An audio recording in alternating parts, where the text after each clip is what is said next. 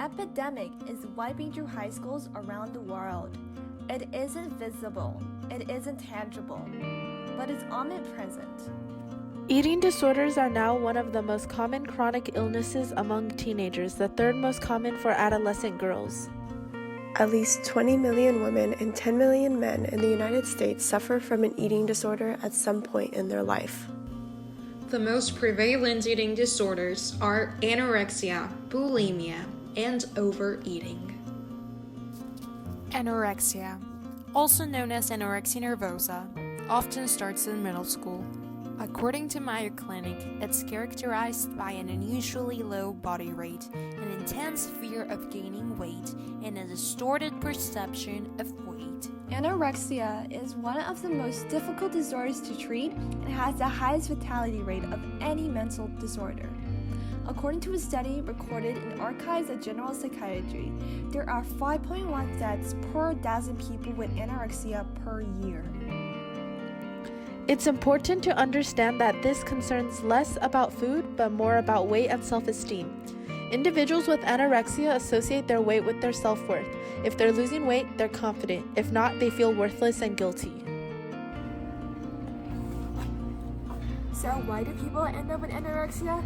Well, it has a lot to do with our popular media. Popular media endorses thinness and associated with beauty.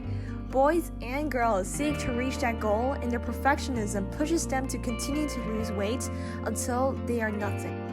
Also, it can be hard to even know if girls have anorexia, as sometimes it doesn't even show physically. But luckily, it can still be noticed. But what about eating disorders that you cannot see as clearly? The ones that girls can hide more easily. Such is the case with bulimia. Bulimia is an eating disorder where someone has periods of binge eating or eating bigger portions than they should consume, then regurgitating up in restrooms. It often happens in later adolescence, around college. Bulimia stems from impulsiveness, a quick way to lose weight, but it can quickly get out of control. It can become an addiction. Binging and then purging becomes a way to relax and feel better temporarily. Even if girls may look normal on the outside, there are many health problems that come with bulimia.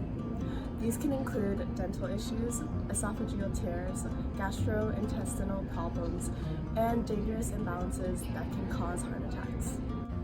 But the worst effects are the personality changes that come with bulimia. People become obsessed and secretive about their condition, and it can further lead to depression. But finally, there's one eating disorder that doesn't involve pursuing thinness, but rather urges people to eat. This is called compulsive overeating, where victims lose control of their eating habits. This is an umbrella term for more specific behaviors, like night eating, eating even though you are not necessarily hungry, eating impulsively, or even eating out of the garbage. Our culture is socialized to love food, from rich sweet foods to cookies to sweets to Thanksgiving dinners and so much more. That isn't to say this is bad. Of course not. Eating is important for life. However, many people use sugary foods as a way to calm themselves and medicate away pain and anxiety.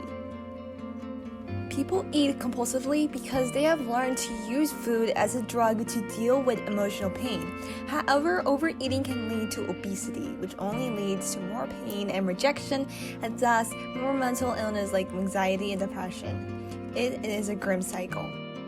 Anorexia, bulimia, compulsive eating. What can we do to help people with these eating disorders? It's important to help people with their self-esteem and anxieties, to show that there are healthier ways to deal with insecurities, like sports or getting involved with the community. Also, check on your friends. If you think that your friend may be suffering from an eating disorder, discuss with them if they are okay, as well as the dangers of overeating or starving themselves or purging. And if they do say that they have a problem, help them find counseling or therapy that will help them with their disorders. Eating disorders still are one of the biggest mental health problems in the US. But if we all help one another, we can stop this problem one person at a time.